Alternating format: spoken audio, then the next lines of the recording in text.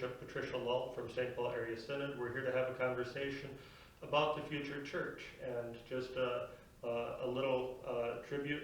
Our intern pastor, Esther Cianapar, set all of this up. She was going to be conducting the interview today, but ended up double booked with a commitment at Luther Seminary, so she can't be here. Let me say we are pleased and delighted to have you with us once again, and are looking forward to our conversation and time together this morning. So, thank you. Pastor Marty and congregation, I'm excited to be here again at Como Park Lutheran, and let's see what we can learn together through this forum. We have some questions, and as we think about the future church and where the church is at today, the first thing that comes to mind is probably the pandemic. And we know that the pandemic has changed the way that we worship, the way that we do outreach, the way that we maintain contact with seniors, the way that we do funerals. All kinds of things are different right now. As you look forward and as you relate to other congregations, what are some things that you see happening post-pandemic? What are we evolving into? What do you see changing long term? What's coming out of this? Thank you. I want to say I also appreciate how careful this congregation is being about reopening. I came in the door masked and signed in, going to follow all the good health hygiene precautions, and I'm really grateful that Como Park is doing that. Pastor Marty, part of what I've been thinking about are the lessons I myself have been learning. And one of the things I've begun to invite other people to do is to make a short list of what they have missed. And I'm going to reveal just one of the things I miss about being a member of a church, being a Christian, that I've missed during the pandemic. I have actually missed getting up, sometimes setting the alarm to get up, getting dressed up, going out the door, being on time to gather with others for worship. Now, I have found a way to worship from my home, from parking lots, from lawn chairs, sometimes very carefully, cautiously, with a small-sized congregation inside a building. But I miss the routine of coming to worship. We've done a few new member receptions during the pandemic. Mm-hmm. And some of the people that have joined are people that only know us virtually at this point. I know that they're looking forward to worshiping with us more in person, and I can see that. But are there patterns that you see that, or things that churches are doing now differently that will continue beyond the pandemic? I think we've all found that technology is a wonderful tool. This is one example.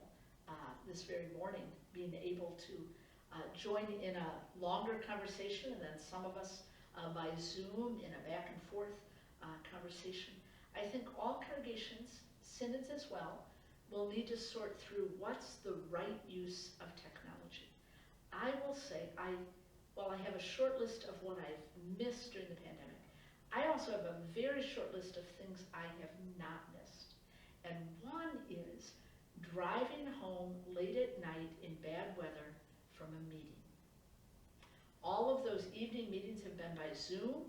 I needed to walk from my dining room table to the living room at the close. It was a great commute.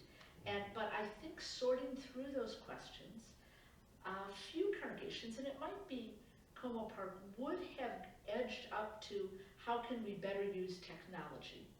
Might have done that without the pandemic, but we are all doing it now because of the pandemic, sorting through what's the right use, helpful use of technology. I think another question that we're going to have to wrestle with, many things in the pandemic, and I'm thinking of worship life, but also other aspects of my work, maybe other people's work as well, has been driven by what was convenient. I haven't always on a Sunday worshipped at the set time because I know I can view the recorded service 3 hours later, a half hour later. Things have been around my own convenience.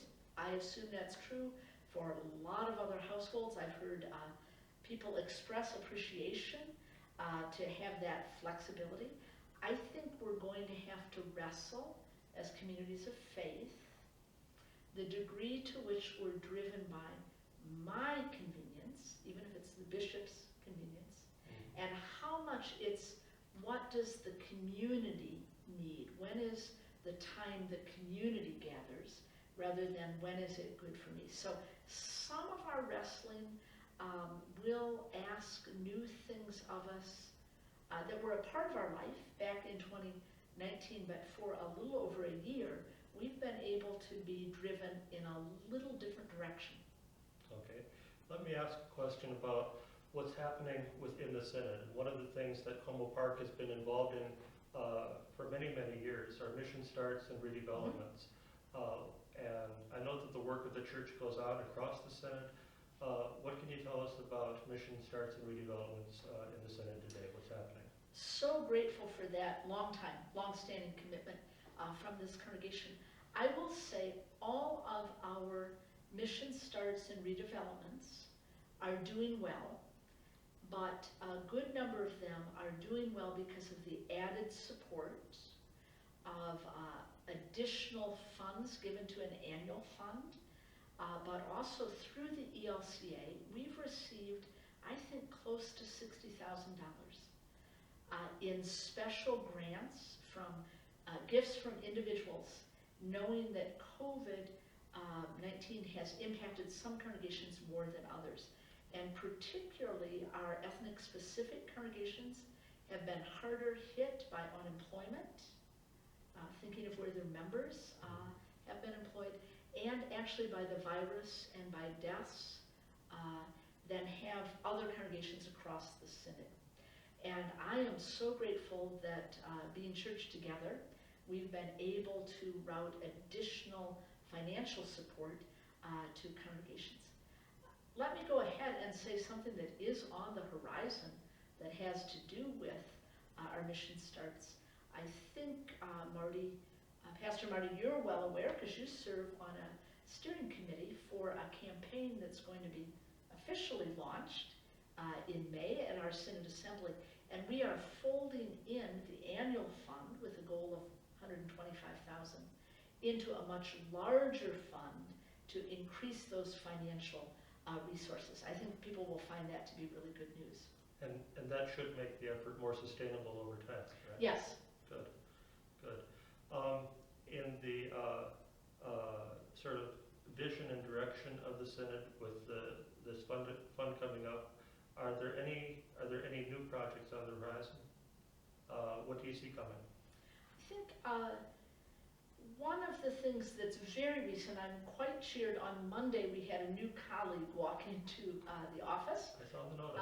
Rolf Lowenberg de Boer is our new assistant to the bishop for lay leadership and equity initiatives. And that's a redefined position. We've been vacant in terms of the number of assistants to the bishop for over a year. But in really stepping back, which the pandemic allowed us to do, to say, what do we need more help with?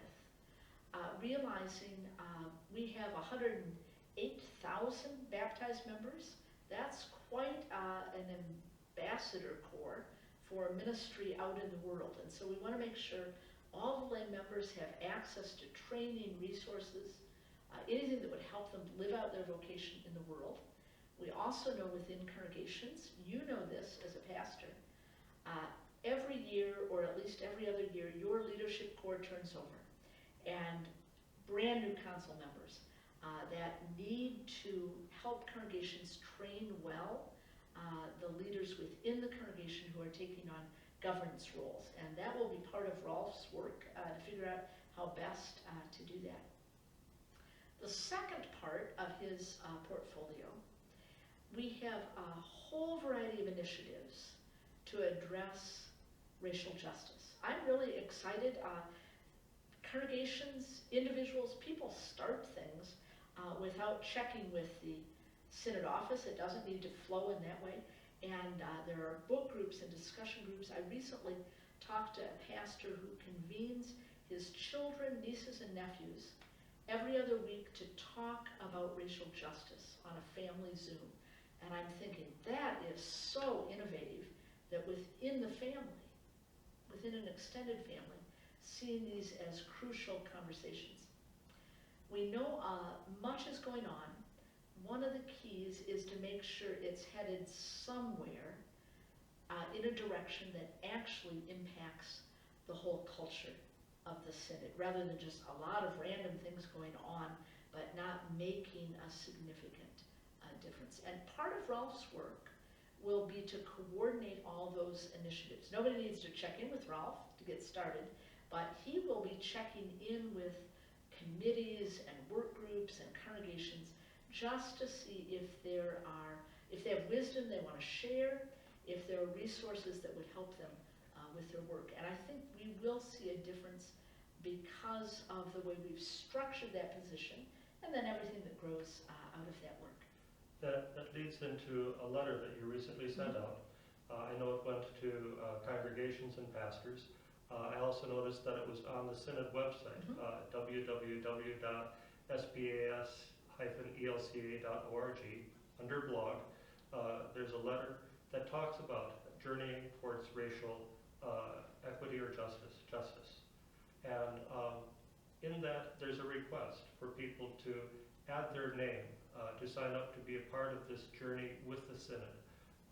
Why is it done this way? Why are you asking for individuals to commit to one of a small list of actions? Thank you. Like many of us, I thought I had done significant racial justice work a little bit earlier in my life. And over the last year, realizing there was so much still that I did not know, understand, or had owned up to, out of my own experiences, growing up as a person who is white, all the privileges that come with that, opportunities that come with that.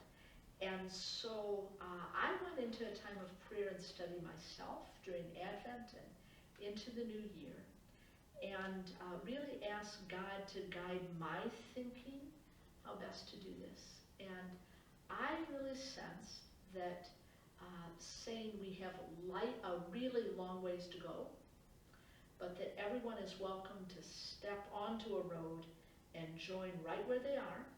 No shaming if people aren't at the front of the learning or awareness or advocacy.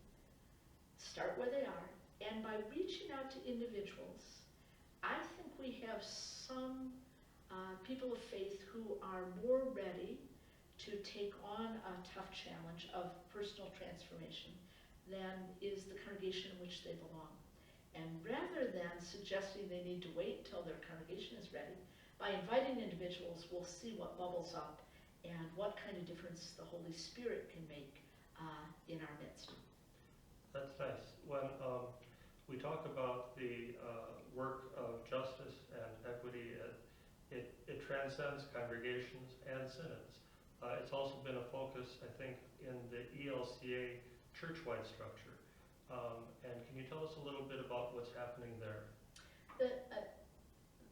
The phrase being used is future church, and part of the redesign is to do two things: make the main things more apparent, even in the labeling of what people's work is called.